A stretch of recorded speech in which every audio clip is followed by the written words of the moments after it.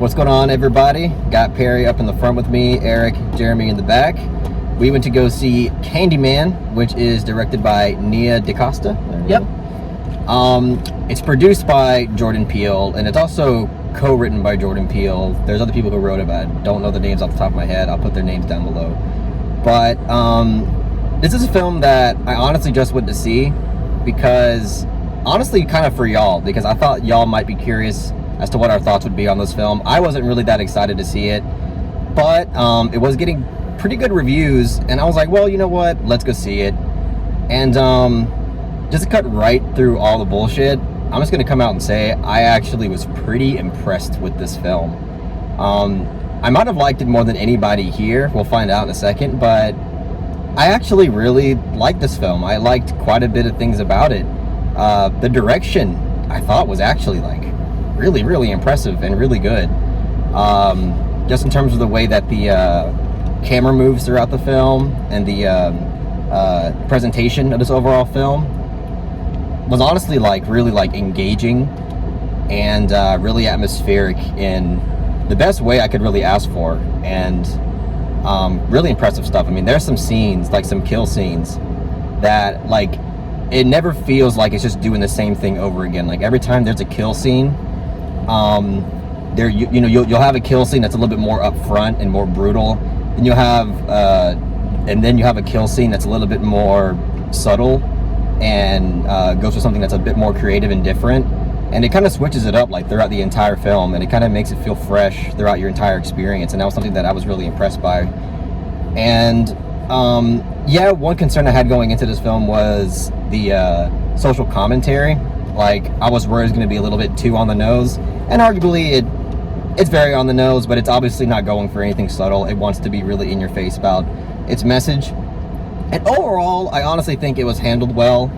Obviously there's a few things here and there that I thought could have been demonstrated a bit better, but overall it actually didn't really bother me that much, and I like the way it went about it for the most part. But anyway, I'll shut up. In general, I actually like this film quite a bit. I guess who wants to go next? Perry's in the front. I'll let him go next. Yeah, it's funny because I had no interest in seeing this film. Like, we didn't plan on watching Candyman until like last night, so it was a very like last minute thing. But I actually enjoyed it. I don't know if I enjoyed it as much as Carlo, but I gotta say, this is like far removed from your typical studio horror film. I mean, in terms of like direction, there's just so much personality behind the camera. Like, watching this film, I want to check out Nia DaCosta's other film that she made a couple years ago, Little Woods, which I heard got really good reviews, but no, like, people don't talk about it anymore. It just kind of came and went. I don't know that film existed. When we saw the trailer for it a couple years ago, we just never at Landmarks. Yeah, we saw it at Landmark, but we just never like checked the movie out. And after watching Candyman, I definitely want to check that film out. Yeah, I mean, again, like how the social commentary was going to be handled was a huge concern of mine. But I mean, the film's not too preachy. There are moments where I do think it's a little heavy-handed, but overall, I think the social commentary was handled well. And for the most part, the scare scenes are pretty effective. The gore, I thought, was done very well, and the practical effects, I thought, were done very well. The body horror like went pretty far in this film. Didn't expect it to go that far. I completely agree. One thing I really liked is the way they handled the exposition, because Coleman Domingo, his character's basically like, I was like, oh, he's just going to be the exposition dump. But when they like flash back and they like show like exposition, they do it in silhouette puppets, which I thought was really interesting. Say again? It's kind of like a shadow puppet. Yeah, like a shadow puppet thing. And I thought that was an interesting way to, like, you know, give the exposition to the audience, as opposed to just someone like verbally just dumping it all over the audience. You kind of have more like, not just his like voiceover exposition, you have like him like physically, like silhouette puppets physically showing you like what happened, and I thought that was an interesting way to go about it. The exposition scenes definitely felt like they were trying to be more than just this flat, normal kind of stuff, and I really appreciated that. I definitely enjoyed this movie too. I've known about Candyman like as a movie, the original, like way when I was like a kid, just because I remember like picking up like a little one-part box set that had Candyman. So yeah. I did watch it, but like it's been so long I barely remember anything about it besides that it was actually pretty good. Yeah, Eric watched so many horror films when he was a kid. Oh my God. That was his shit, like slashers and like 80s horror. Before I was a kino lord, I used to just watch a lot of campy horror movies. Yep. But anyways, I feel like my favorite thing about the movie is probably like the direction, like just the direction of the camera was actually used really well. And I like the main character. He's I don't know, he's very bold, and he just like sells his performance and like and his passions and what he wants to get across well.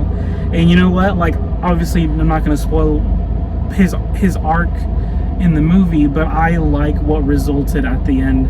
I honestly didn't expect it. I don't know if like that's something that people did expect, but I don't know, I thought it was really cool. And like it kind of made me like interested to see like if there's going to be sequels, where would they take it. I don't really like I'm sorry, I don't know her name, the girlfriend of the main character. I felt like she's kind of like one-dimensional and just kind of served as like I don't really believe what's going on, like this is all bullshit. I don't know. She just didn't really have a lot of characterization, and she's a pretty big like role in this movie, I think. It's funny because usually like the guy character is the one that's like, oh, it's all bullshit, and tries to pass it off, and here it's kind of her character that's doing that. And I can see it being a bit one note with her character, but I think like that was on purpose, and that was kind of like the purpose of her character a little bit, because I don't want to go in too much about her character and the story elements, but I think it was definitely intentional. It just depends on whether or not you're gonna get really anything out of it, which I totally understand. Yeah, I think it was definitely intentional too. I don't know, I feel like her character could have used a bit more nuance, but I feel like that's almost a nitpick, because like the movie is the perfect runtime, and like it maybe would have dragged the film down, like having more unneeded character moments and character depth, because really the main character, he's fleshed out well, and I really enjoy like the movie diving down to his motives and his interest in the topic, or the Candyman as a whole. But yeah, I'll stop rambling. I thought it was a pretty great remake of the original. Okay, then I guess I'll come in and springboard on that. I am a big fan of the original Candyman film from '92. I think it's a very good film. Very underrated in some respects. I think it doesn't get enough credit for what it does right. But I think this is an excellent follow-up. It's its own thing, but it ties into the original in interesting ways that I won't get into. I like how all that was handled. I was really worried going in about the social commentary, as were we all, I guess, because Universal also distributed The Forever Purge earlier this year. That was a piece of dog ass. And thankfully, I didn't see that shit. Beat you over the head. The whole movie's message. Whereas this didn't do that, I don't think, much at all. It is a little heavy-handed in a few scenes for sure, but I think for the most part it really worked. I thought it made it very effective and added another layer to the horror aspect, past just slasher kills like what the Candyman sequels turned into. So I thought that was really cool. I like how it adds to the mythos of the character. I love the camera work. I think it just visually, this movie is superb. Yep. Was not expecting this from a studio horror film. Even from the trailer, they pick a lot of the really kind of more standard shots to showcase. There's a lot of really impressive camera work here. And there's one kill scene in particular I won't spoil, but I loved how it was done.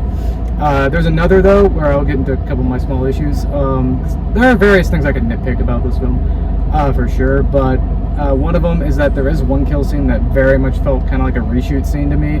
It felt like they showed the movie to an audience, and they're like, wait, there's not quite enough killing in this, so let's have this other scene in here where Candyman fucks some people up. and it's fine. Like, it's a fine scene. It just felt like it was kind of tacked on. And I think the final act, even though I really liked it and where it went story-wise, I think it's maybe a little rushed. Those are just a couple like nitpicks off the top of my head, but I really like this film a lot. So take that for what you will, I guess. I actually really like the comic relief characters. Me too. Actually. It was actually funny. Yeah, they are.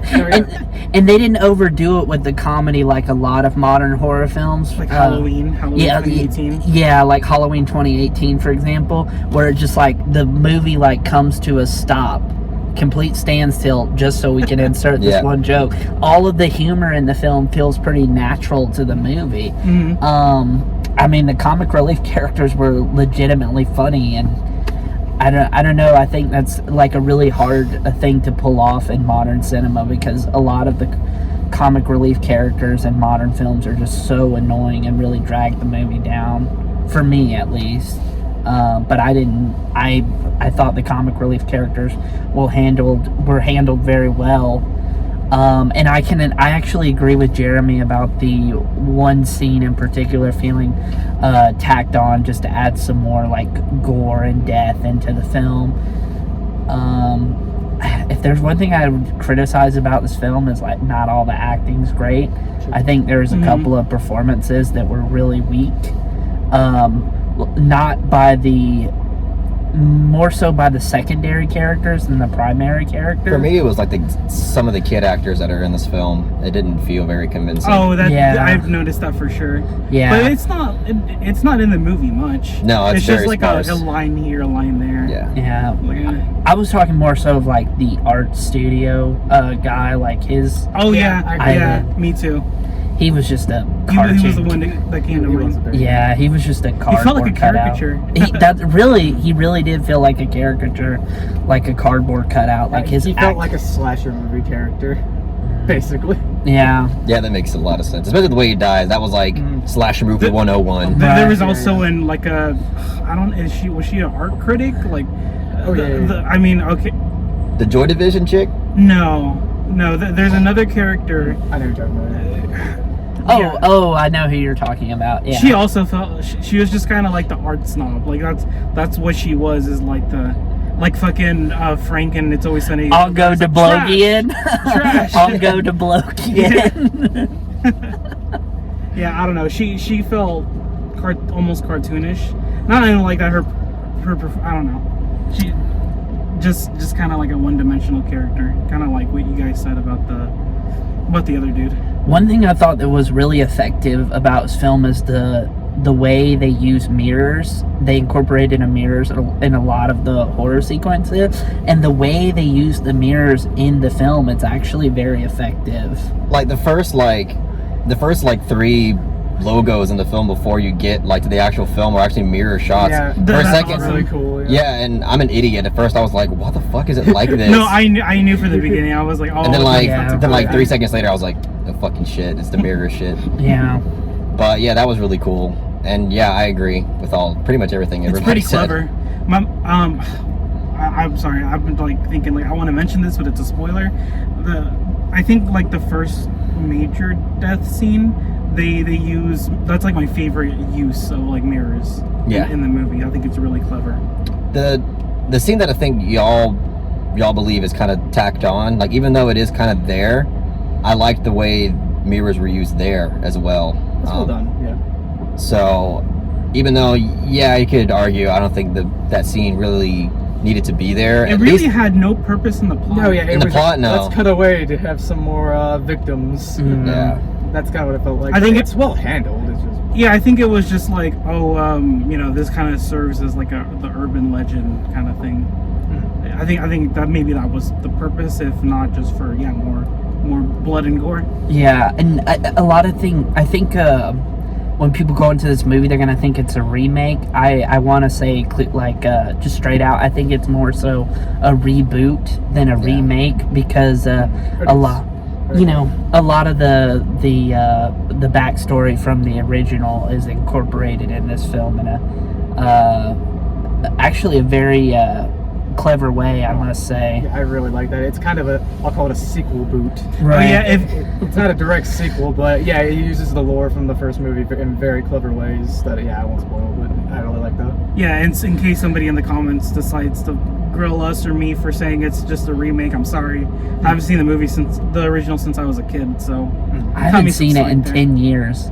It's literally been like at least 10 years since the last time I watched it. I don't think I've seen the original in 5 years, 5 or 6 years, but I remember actually really liking it. Yeah. Apparently the original actor is going to be doing like a Q&A at the Plaza for a screening of the original. Tony Todd? Nice. Yeah, he's That's coming awesome. to Atlanta. I'd actually totally go to that then. Yeah, that sounds fun.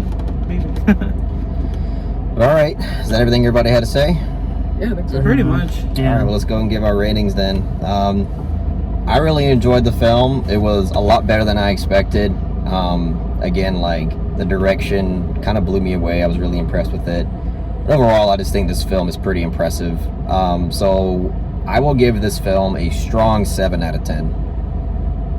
Okay. All right, Perry. I always get my ratings last. Oh, okay. So, You go, Jared. Sure, okay. I might have liked it the most. No, I really like this film. I pretty much said everything I had to say, so I'll give it an 8. fair grade, fair grade. A strong I'd say. 8, a soft 8, mid. A solid 8, just a solid 8. Okay. Soft is too, I don't know, I almost feel like it's too harsh. Soft is Strong too- is way too, yeah, it's a little too strong. I Okay, guess. mid 8 for Jeremy then. Yeah. Okay, I feel pretty comfortable giving this movie a soft 7. That's fair. Yeah, originally I was like strong 10, but I was like, nah, that's underselling it. I'll give it a soft 7. It's a strong 10. Strong 10, yeah. Oh, strong. Did I say that? Yeah. Yeah. Look at it as a soft 10. Did you mean to That say was strong? totally intentionally a joke. Gosh. A strong 6. I don't know why I said 10. Okay, but your final grade is a Soft 7. Olympic 7. Yeah. Olympic 7. All right. All right. What did I say? All right, Perry, your turn. Yeah. I'm kind of with Eric. I'm going to give this film a soft 7 as well. All right. I think it's worth checking out. I would say we all recommend it. Oh yeah, I definitely think you should support this film and go check it out. Which is, again, it's pretty surprising for me to say because, I mean, I didn't go into this film with super low expectations, but I thought at most it would just kind of be okay. But it's actually more than okay. It's actually pretty good, pretty damn good in my opinion. To think I was just going to completely skip it, and Yeah, me I too. would have deprived myself of that experience. But all right, guys, that's all we got to say about Candyman. If you really enjoyed what we had to say about it, please don't forget to hit that like button. It's very important for the channel. And don't forget to subscribe to the channel for more film-related content. Peace.